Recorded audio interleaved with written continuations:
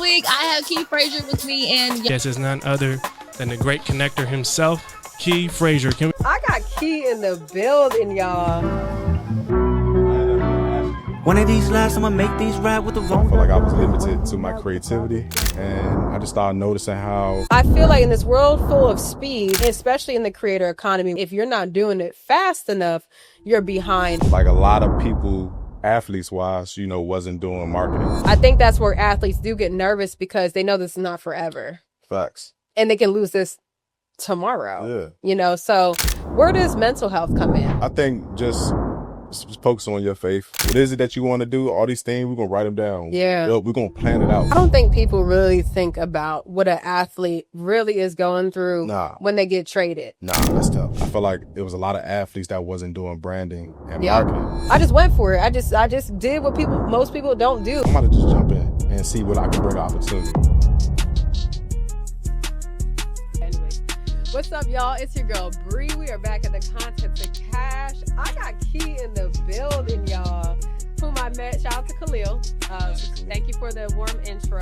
Sure. But I ended up coming across you online even prior. It was funny. She introduced us, but I already had emailed you because Threads is really popping nowadays. Yep. Like, Threads is really working out to help connect people. I saw you was having an event at BMW. Yep. And though I know I couldn't make it, I just was like, who is this brother? Like, I just love seeing black men do the damn thing in marketing and stuff. I see mostly the girlies, but it's cool to see a man that's really about it online, looking to build a network and such. So I commend you, and I look forward to, supporting you, hearing more about you, and honestly, just seeing like you're hearing about your story in general. Yeah, no, I appreciate it. Absolutely. Glad to be here. Thank you. So tell us, like, what do you do?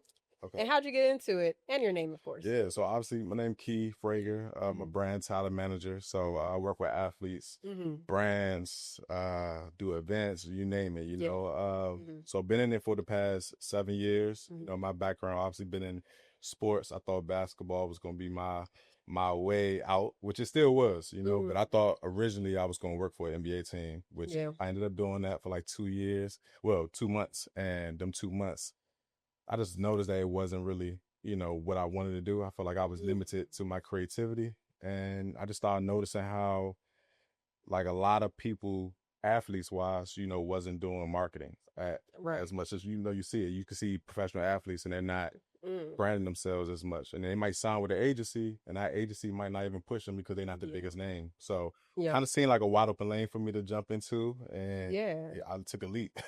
Now, you said you played ball. Yep. Now, for us, I when I say ball, I say basketball. Basketball. But is it basketball? Sure. All right. Because some people, everybody's terms. Yeah, everybody's ball is different. All right. And did you play college ball? Yeah, I played a little bit of college ball. Where'd you play at? So I went to a JUCO in Kansas. It was called Brown Mackey College. Okay. So, Okay. So you went to JUCO, and did you end up pivoting to university? So that's the funny part. A lot of people thought I did. No. So like when I pivoted, things was going back home with my family and everything. And home is the DMV. DMV, yeah. Shout out to the DMV. But PG County to be exact. Okay, so PG County to be exact. But things was going bad at home and with my brother and my mom, and trying to figure out like, all right, how do I help?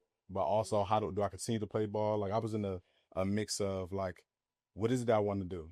I had my associate's degree, what I mean? But it was like, all right, do I go back to school? But where I come from, my people's not paying for school. Right. It's like ball was. But education is a big thing. For sure. DMV, for sure, though. 100%. So for me, it was just like, all right, trying to pivot on, all right, what can I do? I knew where my creativity was at and how I think when it comes to like brands and partnerships. Right. And, I said, I'm just going to dig deep in this. And, I didn't even have to go back to school for that. It's funny because the female Key that was just here, senior year, she dropped out. And same thing, she never went back, but she's a content producer, but she went to school for journalism, which ended up, funny enough, bringing her back to where she is today because she could script, she could produce, she could write, like she could edit, she could do all these things. She's her own content production house, but literally went to school, did not finish it. She had a different calling and never went back. So it is really interesting to see like how some of the greatest at what they do, for sure, didn't finish school, like honestly. So that's always interesting for me to hear. I finished school, but I didn't feel like I learned that much. That's real. I heard that. And I went all the way through my master's degree, but I truly didn't learn until I started doing. Until I started building my own app and marketing it. And, Gem Social is my third app. People always think, oh, is this? I'm like, this is not my first so this is rodeo. My third right here. I feel that. It's my third one. It's just the farthest I'm going with it, taking it to VC, capital, and this, and this. But time has changed so much that what I did even 2-3 years ago, I don't even need to do now. Right. Yeah. Do you feel the same way about marketing? To a certain extent, yeah, absolutely. Because I feel like, especially when you start thinking about influencer marketing, partnerships, it's changing so much. So I definitely feel the same. And I can chime in on that part because just watching all the engagement on the platform and such, I see how the winning campaigns are winning and how the failing ones are failing. Yeah. But the ones that used to fail used to be the ones that used to win. And it's keeping up with these different trends. And of course, it's by the niche as well. Yeah. It's really interesting. Back then, people used to want to book the celebrities. Right away. Right. Nowadays, people are just I mean, it depends. Of course, a Tiana Taylor is going to look great, even a Zach Fox now, because of everything he's doing. But it's they have their own personal brands too, though, so they're not just celebrities. They also have their genuinely have their own personal brands, but they wouldn't want to just work with the boring celebrity that nobody cares about, especially if you have a limited budget. So it's always interesting to see how commercialization has changed over time. I have no intent to even watch the Super Bowl commercials this year for my first time. I just want to see the Bad Bunny concert and go and call it a day. I don't even know who's playing. Right. Oh, dang, yeah. Okay. I am not tapped in at all. As soon as the Eagles didn't make it, I was I'll see y'all next season. But because I'm also a sore loser in that capacity. I feel that. I respect that, bro. You got wrong with your team. I get it. I'm oh, my team's not in it. I would have watched if the Texans made it. Me too. Just because I'm here. So I'm all right. Yeah. But when they didn't make it, I was all right, I'm cool off it. I'm really cool off of it. I respect it. And I'm the same way with every other sport too. WNBA, if I don't see the Lynx, the Aces, or Liberty, I'm I'm done. I'm done. I can't take any more of this. I feel it. So, but I'm gonna see the Bad Bunny concert and call it a day. But the viewership has went down so much for commercials in general. So it's so interesting to see how trends are changing with marketing now.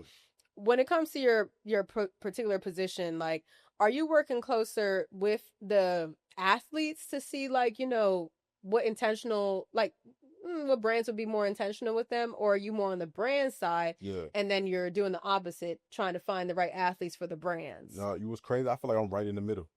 So I feel like I play both sides. I'm right in the middle of both. So obviously I'm working with my day to day. I'm working with athletes, branding them, kind of creating an ecosystem for them so that we can, because not every athlete is, have the big brand. Right. So we got to build that. So I always say, you got to create something for brands to be a part of. So that's what I do day to day, with the athletes. But then I am talking to a lot of different brands at the same time, because I feel like regardless, I wanted that. I wanted to feel what it's like to work on the opposite side, so that I know what's the ins and outs. Because how I got started, I told you I jumped in, so I was learning as I was going. So for me, it was more I didn't know how brands think right away. I just had my creativity, Right. So now I'm doing both sides stuff. That's interesting. Because one, I've never maybe face to face or had a real intentional conversation with somebody who truly works in the middle of that. I've met maybe a sports agent here or two or something of that sort, but that's not the feeling I got when we were having our conversations online. I was no, he doesn't give me sports agent, but I could see how someone would get that confused. For sure. I think a lot of people get that confused. It's so many different names for my position. Right. It's a sports marketing agent, you got a brand talent manager, sports consultant, got so many different names. A lot of people wanted me to be a sports agent, and I didn't want to. Right. I like the brand and marketing side. Yeah. It's more fun to me. And I always try to, when I try to reference it to someone so they could try to understand, I try to tell people think of Rich Paul, but also think of Maverick Carter. Okay. They're obviously they work with LeBron James, but they similar stuff, but it's still different. Maverick Carter more in media partnerships, brand side. Rich is his agent, So let's say Angel Reese, right? For sure. I mean, I loved watching her go from LSU to the WNBA to, McDonald's, the McDonald's partnership, to her having her own podcast. Like, so my question is, would you, like, would someone in your position help somebody? It doesn't have to be an Angel Reese, but let's say there's another basketball player coming out of any of these top schools, or any schools really for that matter at this point, that are they're projected to pivot into this professional league. Yeah. So WNBA, NBA, it could be soccer for all I care, anything. Right. Would you be working with that athlete to kind of intentionally build out their brand? So then you can see, okay, well, the alignment does work out well with the McDonald's, or, suggesting the podcast or this, because I thought that was amazing how she ended up starting her own podcast. I thought that was brilliant. Yeah. I don't see a lot of people doing it. Right. Now I'm starting to see Sid Colson's on that. Right. She is, and she's not one to honestly be getting a whole lot of playtime until she got traded. Killing off the court too. Though. Yeah, but she's killing it off the court. And honestly, what was funny was that her and her co-host aren't known for being on the court like that, and they made humor out of it. Like, they literally make fun of themselves on it. But like, wouldn't be surprised if they're making 10 times more off the court, but being on the court is the main thing, like, that's leading into that. So like, would you help someone on that journey? Like, if an athlete was watching this right now and saying like, working with someone like Keith might be really beneficial, because some people do struggle with their personal brand. Yeah. And to answer your question, that's exactly what I do. So for me, I think that's my favorite part, is seeing like, all right, you the athlete, I get you play, you might play in the NBA, NFL, WNBA. My thing is, what is it that you do off the court? What do you like? What are you interested in? Like, the real nitty gritty, not like, all right, we're going to get you this brand deal. We're going to get you this brand. I'm not, I tell people all the time, like athletes, I'm not just a get you a brand deal person. Yeah. Like, no, I could get you brand deals, but I'm thinking bigger than that. It's got to be intentional. Yeah, being intentional for sure. I think that a lot of people, and I've said this before, especially about our people, that we like sometimes are allergic to strategy. Because it takes time, intentionality, patience as well. Do you struggle with that with some of these athletes? Because maybe they're coming out thinking, okay, well, I was making all this money in college and this, and this, like, why slow down here? How would you really advise them to really just be intentional with their personal brands instead of just taking any old money? Because all money ain't good money. Yeah, no, that's real. And that's actually a great question. For me, I think I'm very authentic when I'm talking to them. Any athlete, I was an athlete, so I know some of these things. And then for me, I think it's just being real, like letting them know, like, all right, what you was doing in college, that's cool. Yes, you're getting out there. And I wish I was getting that, in college. That's a whole nother conversation. But, for me, it's like, all right, you still have to build on top of what it is that you do. Yes, you're a professional athlete, but you have to create something, like I said, for these brands to be a part of, whether it's like community outreach, or that can lead in some more opportunities down the line. You speaking, like, a lot of athletes feel like they can just, because they're an NBA player, NFL or whatever, I don't have to do nothing else. And it's like, that's cool, but now you're stuck in a box and you one dimensional, like, and you think of somebody like Angel Reese, it's like, she done put herself in so many different categories. So many different things. It's like, all right, she's modeling. She got the podcast. All right, she's capitalizing on moments where people's not realizing. And she's building community all at the same time. Exactly. Like Ben, when you think about Ben building community, there's a clear difference between her brand and a Caitlin Clark, For sure. Like, so yeah, that's true, because I don't feel, and it's not because Caitlin's white, but I don't feel as called to her, never have, because I don't really hear her talk. Like, it's almost like, it's almost like when I hear her talk, it feels forced. Yeah. Rather than Angel's like passionate about it. So her having a podcast, of course I tapped in, because I'm like, it's not like she only has like sports players on there. She just had Kaylani on there. Some people are leveraging her podcast as part of their rollout. So that's so interesting that you said that, because I do understand that, because there are, of course, the ball players that are retired or on their way to retirement. And in my head, I'm like, I wonder what they're going to do. Because, like, I really, not thinking about it, I don't know them. Yeah. Like, I genuinely don't even feel like I know anything outside of just them playing basketball. And that's the part I feel like a lot of athletes, that's where they mess up at. It's like sometimes they wait, all right, I'm going to wait till I'm done playing. Focus. Like, they can't just get injured tomorrow.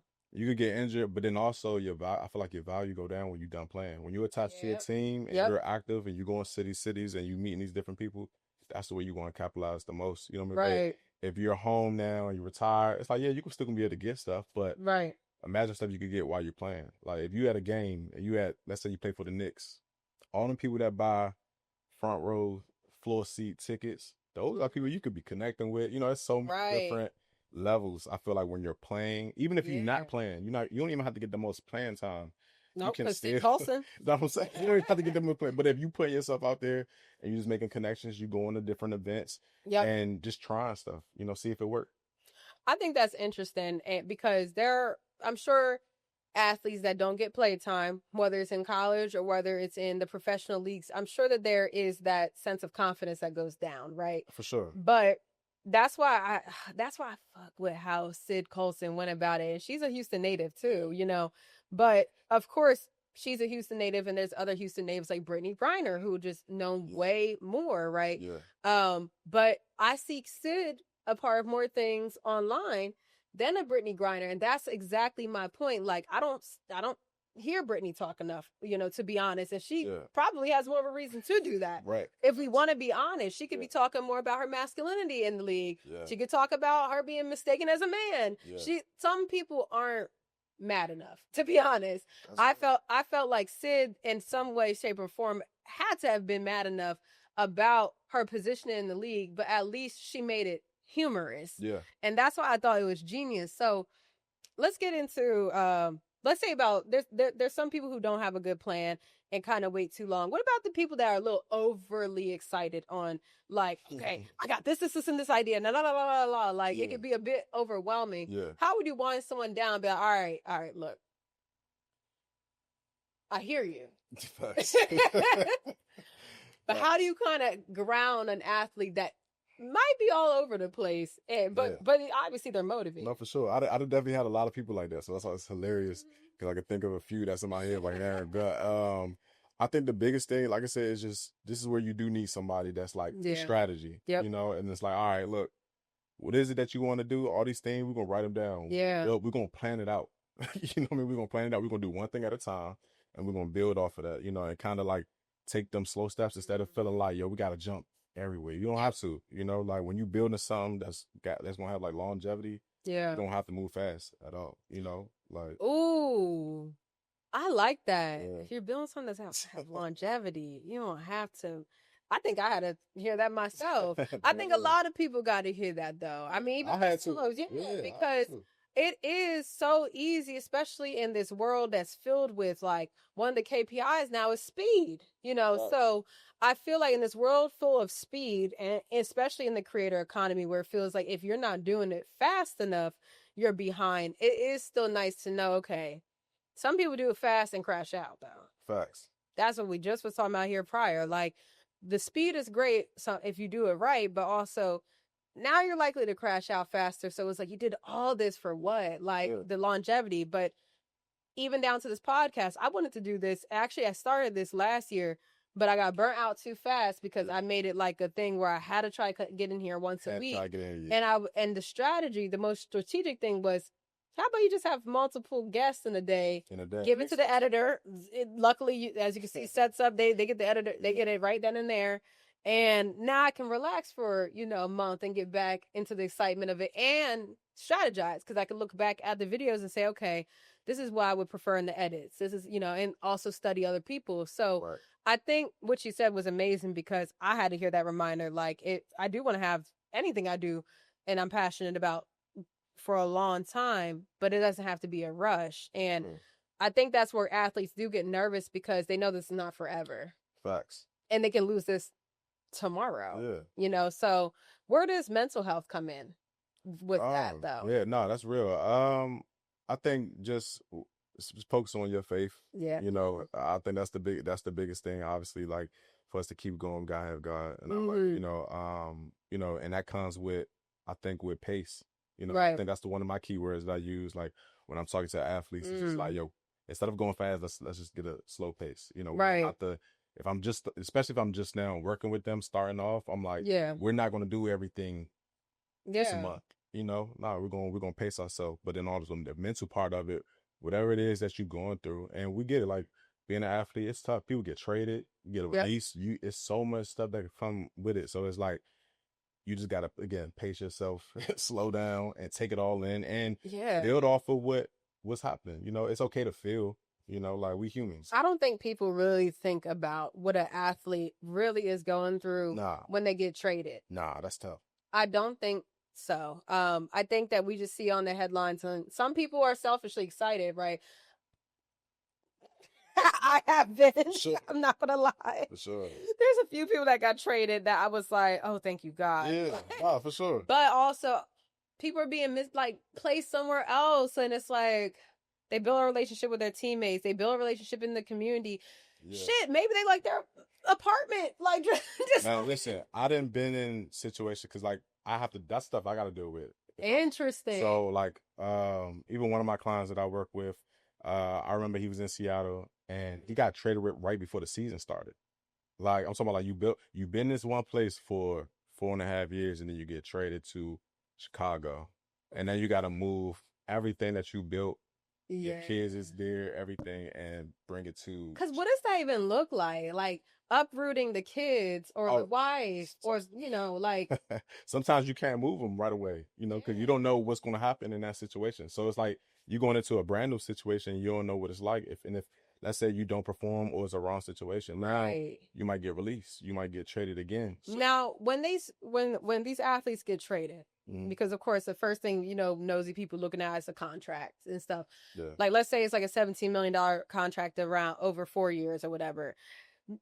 Do people, or is this depend on the contract by the way? But do people get paid like a certain amount? Like 4-year deal, so and let's say 17 million. So are they getting paid up front like the 4 million? So that would maybe get help with dealing with that situation. Yeah, that's why I like before the season they get like sign-on bonuses. Yeah, get that sign-on bonuses, and then whatever it is that you have.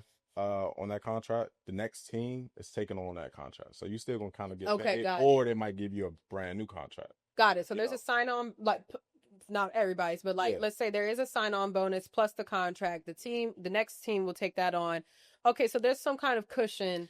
Yeah. With for the athlete if they had an uproot and their families and such. Yeah. But what do you tell the athletes when they're getting this amazing money, right?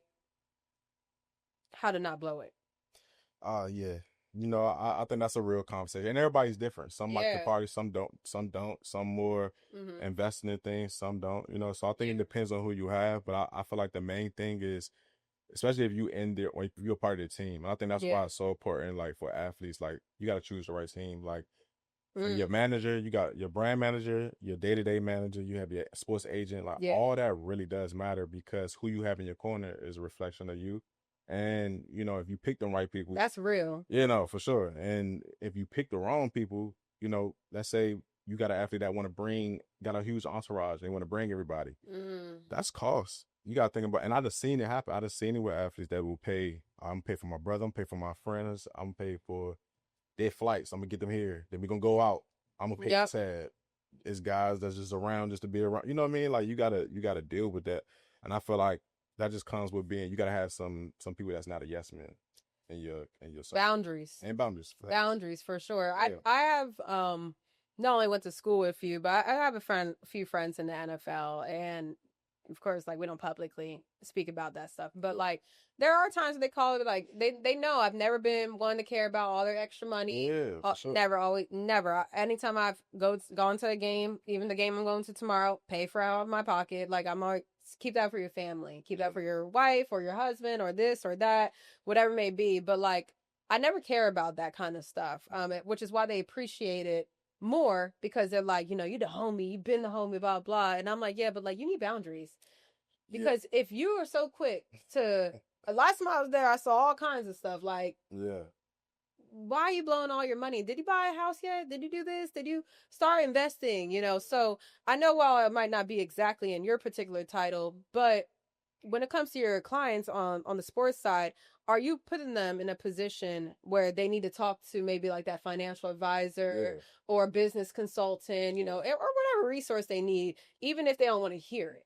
Yeah. Cause I get it. Especially if they come in, especially if it's a similar situation like yours. You couldn't pay for school. Yeah. Like with you could, but your family didn't pay for it. Yeah. You know, you was in a tough situation, had to go back home. I'm sure when you hitting your first lick, it feels good. You want to do, sure. you want to make some shit shake. Sure. I feel that. For sure. But it's like, we gotta be smart. Yeah. Because now it's forever. Yeah. You know, so what does that look like to put them in the with the right resources, even if they might not want to hear it? Yeah, I think for me, that's something I always try to do, you know, and even if I'm not benefiting from it, you know, I want them. I feel like even though I might, like I said, I might not make money on every opportunity or whatnot, how I'm looking at it is, if you meet this one person and they can bring you closer to what we see this at, and, you know, that's what I'm going to do. You know, if it's a financial advisor, like usually they have financial advisors or whatnot, but still, even then, we can still have a sit down talk with more, you know, like, or other people or just investors. Like, I'm trying to really have conversations with people that can actually, you know, move that needle forward, you know, so that you're not feeling like you stuck, or because I feel like you would not get the best out of me if I'm not doing that. You know? Like, that's my job. It's like, I'm doing the branding stuff, but I also am looking at you like family too, where it's like, all right, bro, look, we gotta start doing what type of business you trying to open up. But let's be strategically, not just anything, you know what I mean? But, you know, all right.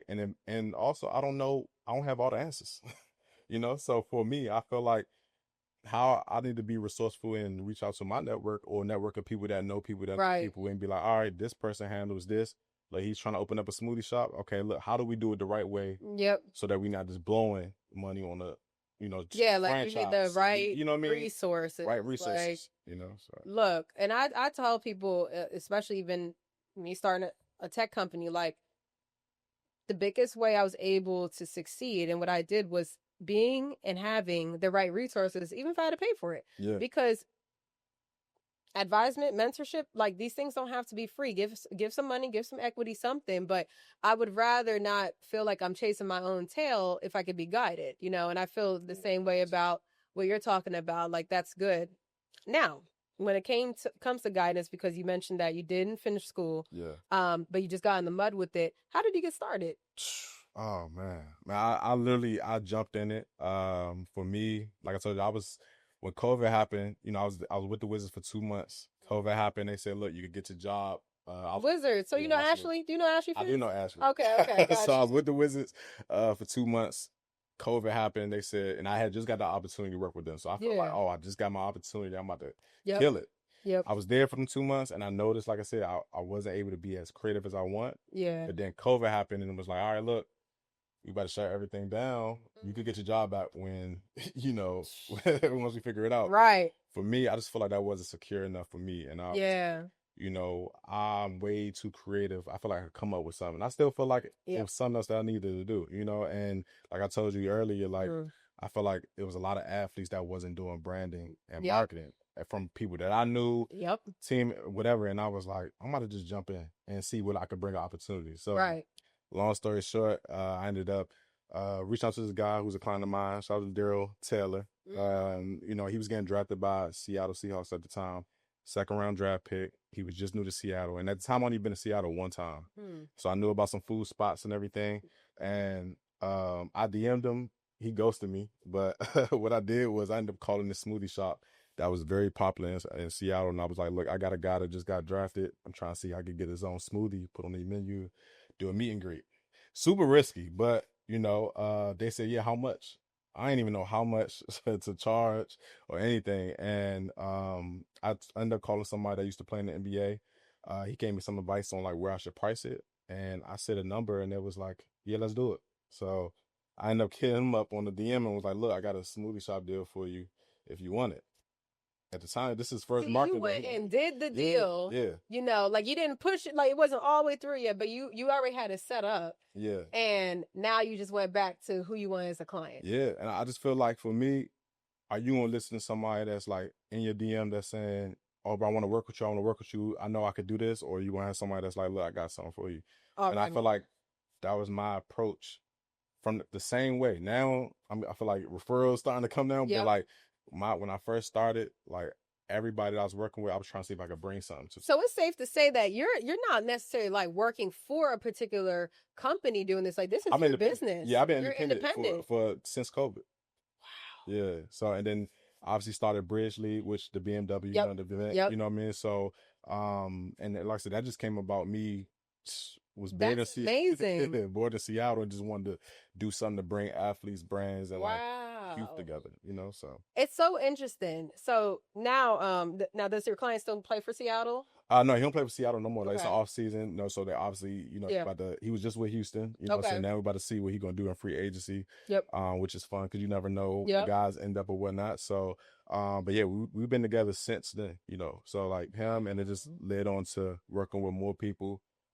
Through like I said, WNBA boxing. So I was just about to say, so as far as your clientele, are they spread across basketball, football, boxing, like shoot, now there's power slapping. Like there's all kinds of stuff. Yeah, that's everything. There's all kinds of stuff, like whether people like take it all the way there or not, but like there's so many different sports, and you know, now oh my God, like I'm seeing so many things nowadays. Like I'm now they're renegotiating the salaries with the WNBA. Yeah, it's a lot. There's Unrivaled as well. That's popping. I love Unrivaled too. Oh my goodness! Like, so this opens up your total addressable market even more. Like, what are you looking for in clients now, though, especially if they're referral based? I think the biggest thing for me is working with people that actually really want to put the work in and do it. You know, like 'cause not everybody want, and like you said when you mentioned like certain players or whatnot, like not everybody want to do branding and marketing, you know.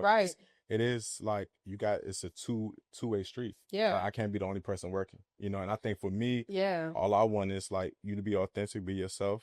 I'm gonna push you. Yep. You know what I mean? And I'm also I really got your back. You know what I mean? I think that's the difference. It's like I'm not coming to you because I see a dollar sign. I know that's the money is there.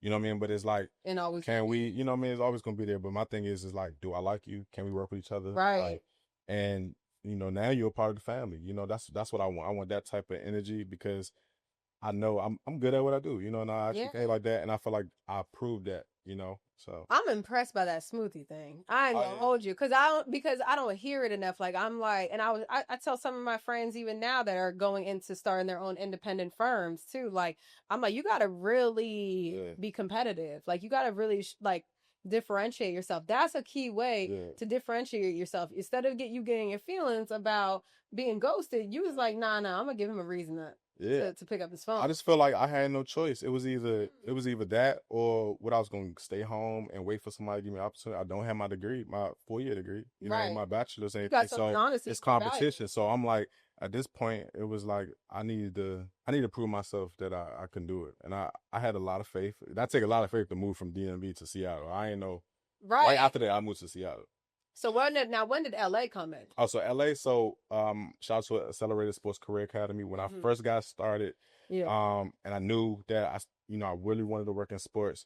I was like, I need some type of internship, you know, and I need something, you know. So I ended up going to LA. I was there for 5 months. Okay. And I was able to intern with like the LA Clippers, UCLA marketing team, the LA Knights. So just getting like real experience on like what it's like working for a sports team, you know, the partnerships, the sales, the whole in and out, and was there. And then right there, that's how I got the opportunity with the Wizards.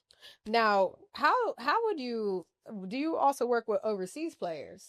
So for me, like going into this year, I said I do want to start working with international players, like international soccer, like soccer. Mm-hmm. That would eat. Yeah. Because they're still popular here. Yeah. Yeah. So overseas, I think it just depends on the player that you have. You know, everybody, I'm open to working with anybody, but I feel like it just got to make sense because certain markets, the time difference, everything. Of course. No, of course. It's always so interesting because I see on my end, I see both sides too. I'm seeing like the sports players, even on my platforms that are, you know, represented, but I'm like, they're not really represented. It's their girlfriends uploading their profiles and stuff. And I'm like, all right, but there's sometimes a select few people where I'm like, let me connect this person with this person or this person with this person. So that's good to know just in general. But I could definitely understand the international soccer side. And then we got, you know, World Cup coming here this summer and stuff. I mean, I can imagine you're going to have a ball. Yeah. Man. And I just want to be able to travel more. And I feel like that gives me another reason to travel out the country and like work with someone that may be in a whole nother country. You know, I think it's cool. And it's big. Soccer is big.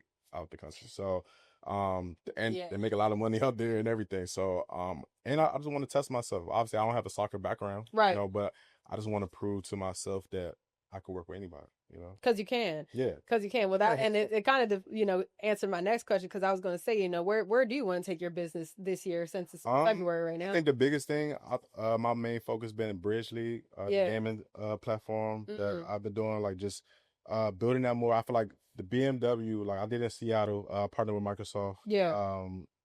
Did it 5 times. Houston was my very first time of doing it in a whole new city.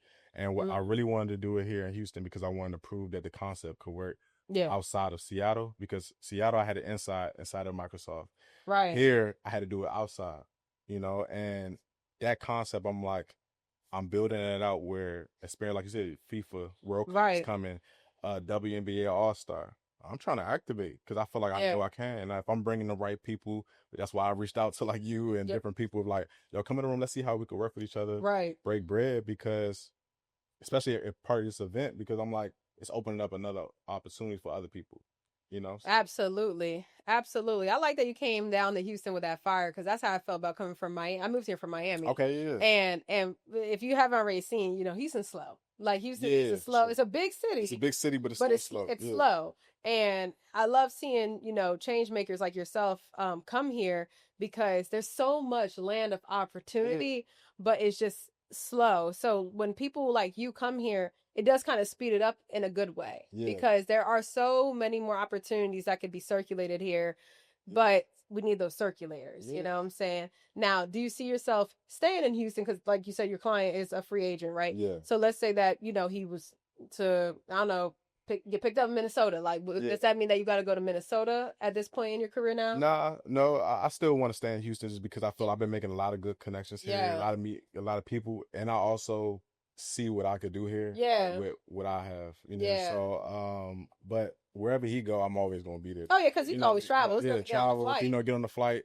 When the off season, like I said, now it's like he trained in Arizona. A lot of them train different places, but like they train in specific places. So I see them. We still work. Yeah. And then with Daryl specifically, that's like my brother. We've been rocking since. Shout out to Daryl. Yeah, this is literally going into his 6th year. 7th year in the league. Yeah, we've been rocking ever since. So that's amazing. Wherever he go, he got my support for sure.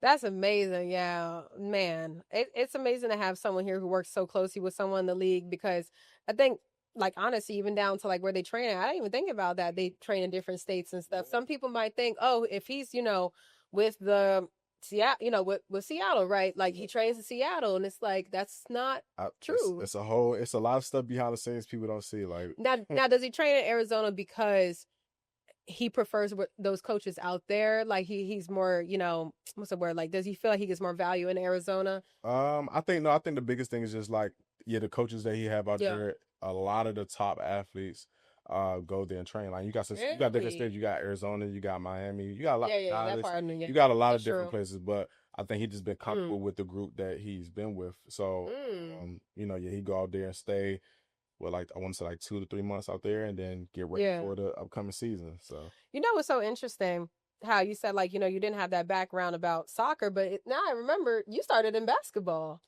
Yeah. Yourself. I started in basketball. And then you ended up picking up a football player. Picking up football was first. That's so crazy. Then boxing, and then so. Yeah. That's really interesting. Now, right now we're it's basketball season. If a basketball player came to you right now, actually, let's say like, someone who plays for the Rockets, right? On the bench, but has a good following, but doesn't have a personal brand. If it came to you right now and was like, man, I want to work, what would that onboarding even look like? I think the first thing I do a brand audit on anybody I work with. I kind of look at, do a little bit. It's like a little stalking a little bit. You trying to see who they are, any articles that's out there to kind of like dictate who they are a little bit. And then for me, I feel like when I look at somebody, it happens so fast, but I just think of stuff that like, oh, you could do this. And I look at your name. I look at how you dress. Yep. Whatever extracurricular activities that you do, and I'm building it out in my head already, and put it on paper. And then, like I said, I'm going to show you, kind of where we start at first. And I'm going to let you choose when you want to start with first. But obviously I have my suggestions on where we start first. But If a Rockets player want to work though, I'm here. No, because look, I see a lot of motion coming down here. Like the Rockets are doing actually pretty good in this season. Like the Texans did good. Like Houston overall in sports is doing pretty damn well. Like I'm seeing that. They just need a WNBA team back. And I hear I'm keeping tabs on that. I'm like, rocking with the W's. So yeah, I can see that. I could definitely see someone.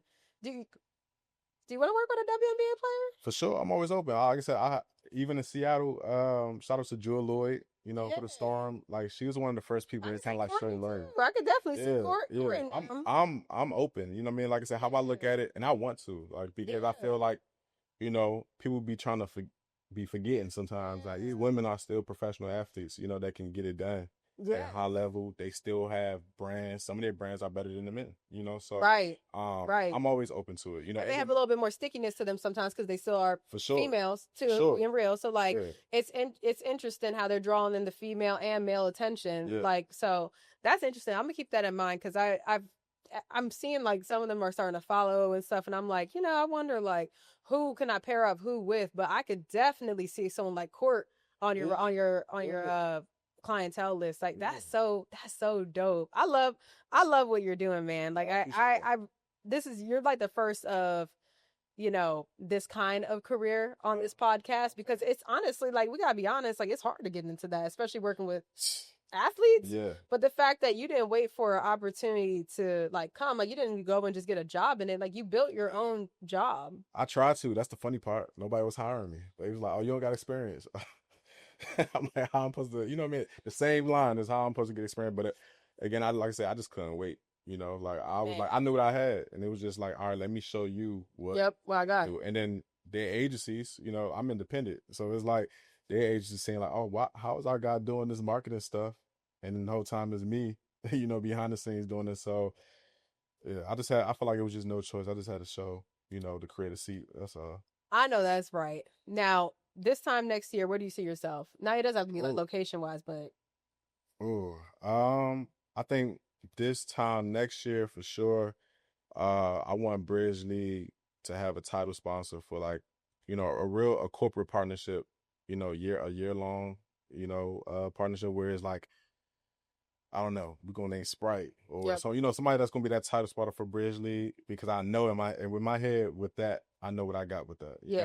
But then also I also see myself having an international soccer player, what I mean, a couple.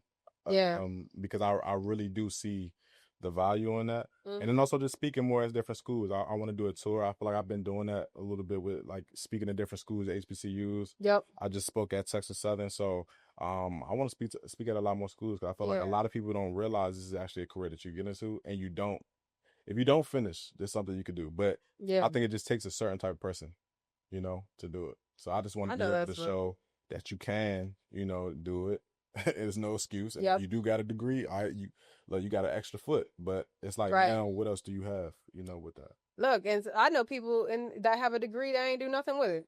To be honest, more don't than do. So, man, thank you so much for dropping so much value. Like, I hope that if people are going to school for sports admin, sports marketing, like marketing in general, business in general, that are interested in this, like, just know, like, hey, this shit ain't going to just be handed to you. Like, for real, if you really want to make some shit shake, you might have to really go the extra mile or 10 like you did, so that's been amazing. I think that's the biggest part though with, cause I hear, even when I was at the school speaking, a lot of people are like, how do I get started? I've been trying to reach out. I've been reaching out on LinkedIn, and I'm like, sometimes you just cannot, you just gotta, what can you bring to the table? Can you bring something to the table? And I feel like even for me, if you're trying to work with me, it's like, how do we both bring something? Right. If you're going to work with me, how do you bring something? If you see that I'm doing something, or you see an athlete that I'm working with, and you like, oh, this would actually be cool if he did this with this brand, do the same thing I did. Because I'm not going to say no. I don't think nobody in the athlete not going to say no if they like, oh, it's an opportunity for me. This makes sense. Who going to turn down a good brand deal, money, and alignment? Nah, nobody. You know what I mean? Like, I know it don't sound easy, but it's just like, easy. Again, like, pick the right hard too, because it's gonna be hard, especially in this space. But I love that you're just doing it. Like, you're just doing it, and it's really interesting because I don't see a lot of people, one, in this space. And if they are in this space, they're working for a sports agency. You know what I'm saying? They're working for a company that it really is setting up the whole pipeline for them, and they just need to do their job. Yeah. But you created it yourself. Yeah. Like, and you're still doing it. So that's amazing. Shout out to you, man. I appreciate it. Shout out to you. How can we support you? You know, like I said, you guys can follow me, Keith.Frazier. Okay. You know, whether it's on Threads. Shout out to Threads though. You need to follow me on Threads. Yes. Threads is where it's at. Threads is where it's at. That's how that's how in the first place. The crazy part, I seen your stuff on TikTok first. That's the crazy part. I don't even think I got a chance to tell you that. Like, I seen your stuff on TikTok and was like, oh no, she dope. You know, I love she dope with the app. Yeah. And then Threads came, but then Khalil came, so it was just funny. That's my brother. How it pieced all together. But yeah, like I said, that's how we literally. That's so funny.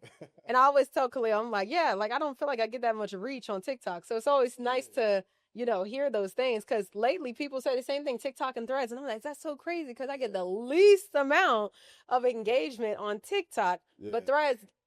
For sure. If you use it the right way, I feel like if you use it the right way, and I've been using it, I feel like find the right audience. Find the right audience, people that you align with, but then also asking what it is that you want and putting it out there. You know, it's like that's what I did. I was my story was very simple. I was a project manager, got laid off, and 6 weeks later I got my first investor in my business, because I literally similar. I just went for it. I just did what most people don't do. But I think that's what just makes like the change makers who we are, because we're not waiting for change. We're just doing it. You know, like 100%. You're just gonna sit there. This is not the year or the generation to sit around and wait till something gets hand on your lap. It ain't gonna work. People ain't gonna work. It's not gonna happen, man. Like I said, people, you gotta put yourself out there and jump out there. Like that's how this is gonna work. Whatever it is that you want, you know, like it ain't gonna come. Especially if you want infinite income and opportunities. Otherwise, you're gonna be at a scarcity mindset. So, man, it's been great having you on here. I learned a lot. Like, your story is dope, and I'm just looking forward to seeing like all the things you're gonna continue doing here in the H, like in your business. So, yep, make sure you send me out some more of those events. Oh yeah, no, I got you, man. We gotta get that invite out, but I appreciate it. Facts. Make sure y'all give him a follow. It's Key.Frazier, Key. And then Frager, right? Here we go. Okay. Boom, boom. All right, y'all. Thank y'all for watching Content to Cash. Make sure y'all follow him, and make sure y'all keep up with his platform. Talk to y'all later.